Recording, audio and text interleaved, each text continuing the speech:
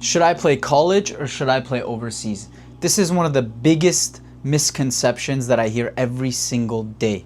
And I'm going to go deep into how they're both actually related and what most people don't know. So, number one, like I said, this is one of the biggest things that come up on call a lot of the time when we want to send players overseas. One of the main things that they say is that they want to go play college, right? So we're going to go into every single thing and just go into every single aspect of this, right? Okay. So, starting right off the bat, I just want to get into the details with this, right?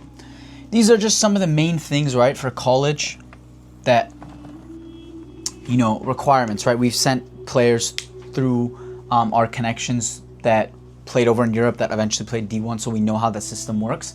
These are the main things that it comes down to. The number one thing, in my opinion, is it comes down to connections. And then after that, it comes down to resume and CV. And then this is debatable.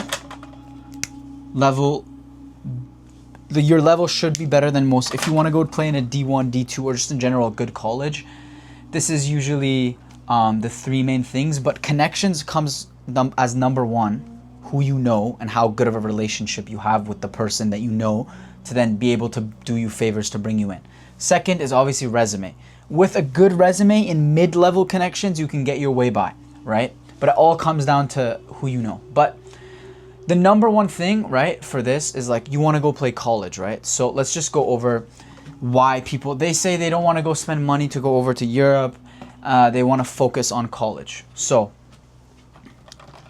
how Europe interconnects with this right now. So number one, resume and CV. When you go and you play in Europe, you are automatically getting some of the best resume in the world, best connections in the world in terms of you're playing with professional coaches, professional training, but it's deeper than that, right? So, number one, in North America, your level is capped. Every single one of you right now that's on a team, you're probably not the worst, but you're probably also not the best. Most of the case, you're mid-level, but you're not truly challenged. There might be a couple players on your team that are extremely good, but you don't go into training. You're at that level. You're where you should be, correct? And if you're one of the better ones, then this is even worse because it's completely worse, and I'll go into that. So what I mean by that is when you're at this point of this comfortable, you're comfortable. The only way that you can grow when you are here is that you're playing against players that are literally here, okay? Because then this space of uncomfortability, right? Which isn't a word, but just bear with me.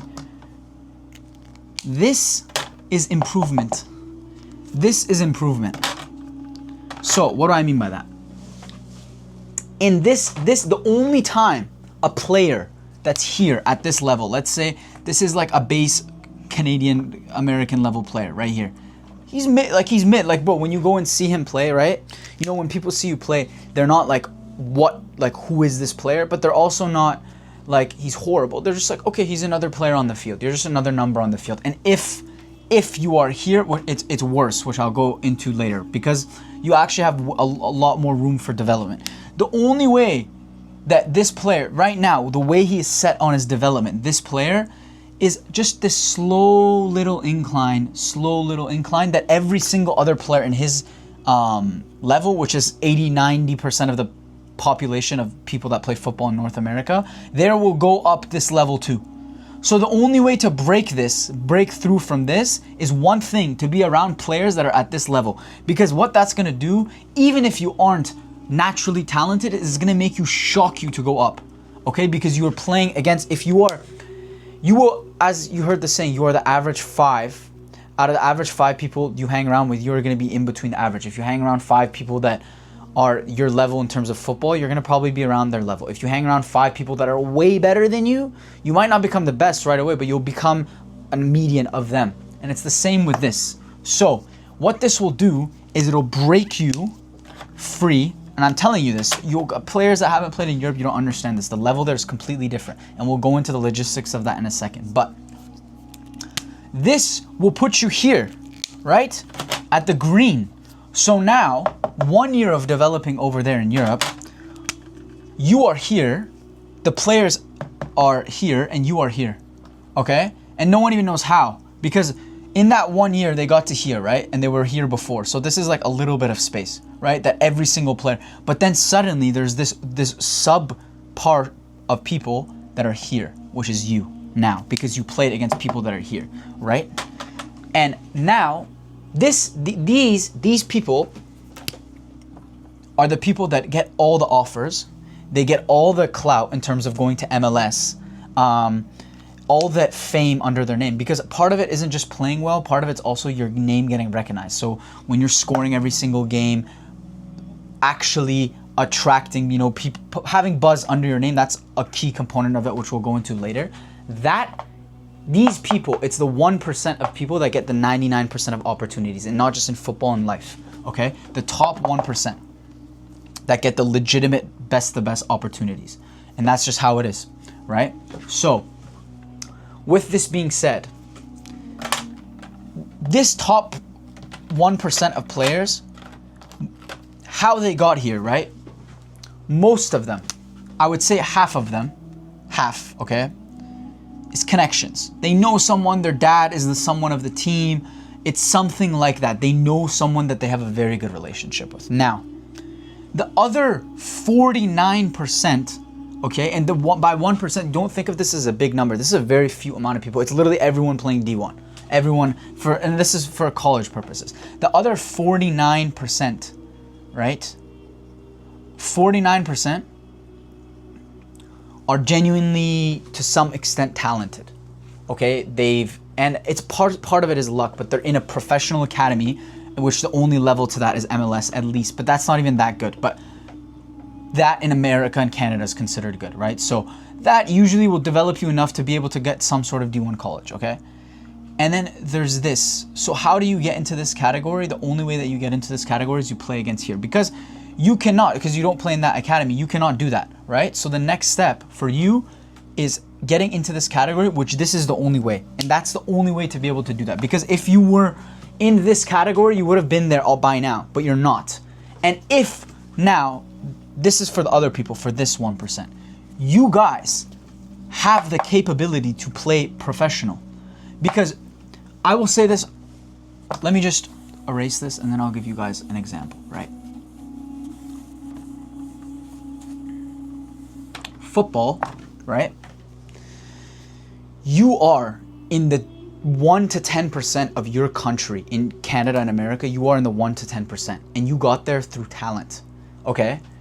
So what that means, and some of you guys might not understand this, if you name any professional footballer, we're talking about Messi, Lamine Yamal, Ronaldo, doesn't matter who you want to name, these top guys, 99% of these people from at least around the age of 13 have been in a professional academy.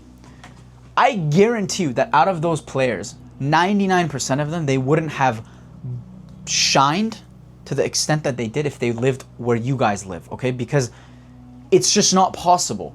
If you had put Lamine Yamal in Canada, and this is just one example, if you had put Lamine Yamal in Canada and he grew up there, or in America, he would not have been playing in Barcelona right now, and he probably wouldn't have even been a professional football player, or even towards that. But even if he did, because the system over there is they play 3 times a day since they're 13. They look at everything. Football, number one, goes down to 3 pillars. Coaching, okay, which in Canada, the parents volunteer for half of the coaching, and then the ones that do have played semi-professional. So already red flag.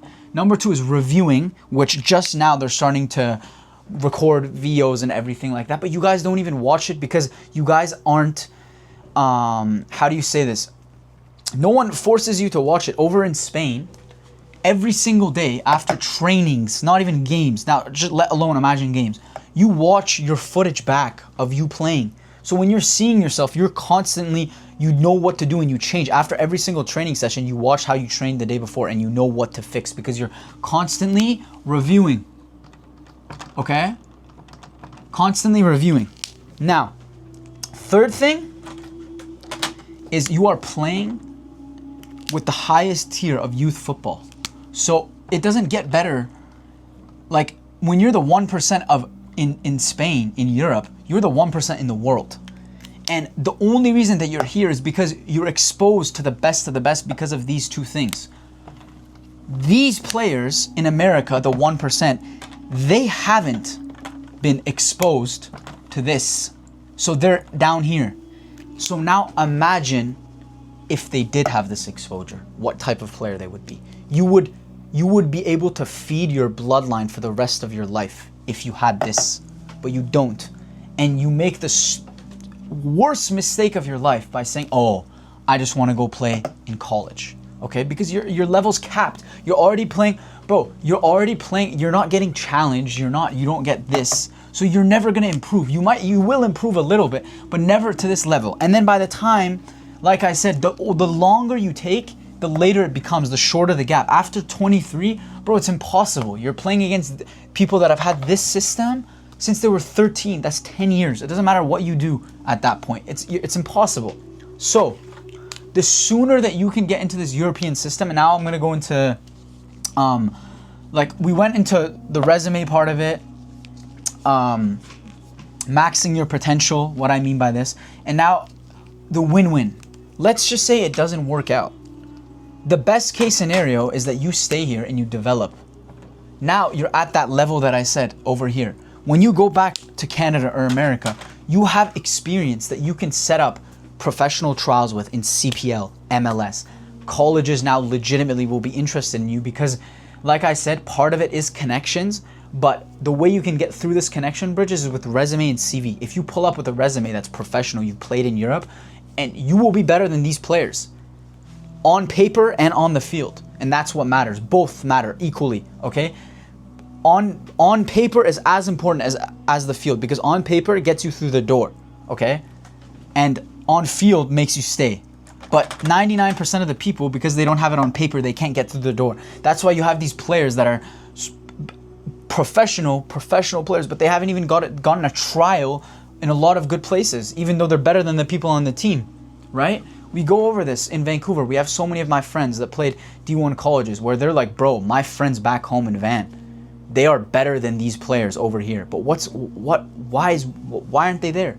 It's because a lot of the time, because they don't have the connections, but then they don't emphasize the paper part of it, okay? Because when you look good on paper, you will be able to get through the door. And then on the field, what you already have will get you in. So it's a win-win. You don't lose anything out of this. So now you're gonna come, okay, well, I wanna play in a European academy, but I don't know how to get there. That's what you guys have us for, okay? We will set you up with a professional academy, okay? We have connections in basically in every single major country now in Europe, in Spain, Portugal, Croatia, Belgium, Sweden, Austria, Denmark, UK, you name it. I'm forgetting places over in the Middle East and Qatar, Abu Dhabi, Dubai, Saudi Arabia, so many places, right? And our goal is to set you up with a professional academy. So if you're willing to invest in yourself and your career, you will do this because the outcome of it will be a win-win either way. Best case scenario, you sign with the team in Europe and you're like, bro, I'm happy I didn't stay in my own country and played college for 4 years and then left. Worst case scenario is you get to that top level because you have improvement and you have teachings that people in your country don't have. So when you come back, you're all the way here when all of your competitors and the people that you were once, at one point, you were just another player on the field, right? Because this is what I'm trying to get at. It's all a median, right? The average player in Spain, right? The average player, like we were talking about, that over there they don't really notice, is in the top level over in North America. So the only reason you're average here is because you're in the median of that. So when you come into this level, you will become the average this is logically speaking, right? Some people might even go higher if they have a spike in potential. But 100%, if you are an average out of 5 people on your team, you are on every team you go to, you get to the average, but you don't break through. So that means that if you get to that high level from our connections, you will get to that average. And the average in a place like Spain, in a place like Austria, in a place like Germany, UK, Dubai, these are top level clubs, bro. You will be now when you come back to North America in the top, and the top is the people with the resume and the connections, they'll get connections from the resume that will get better opportunities. So it's a win-win. So the sooner that you can come overseas and play there, the better it is for you. And either way, like I said, once you come into this 1% college, it won't just be something for you for 4 years and you go back home. You play for 4 years, you can get drafted into MLS, because that's one possibility. You can go through the CPL, you can go, there's so many different routes you can take that will just completely it diversifies everything. Because this is the sad truth that I'm gonna end this video with, most of these players here, 99% statistically, if you go look at it, they'll maybe get into a D3 school, if lucky, or just some random university. They'll play for 4 years, but never be tested truly. And after that 4 years, they'll retire and maybe become a coach, right? And that's the sad truth.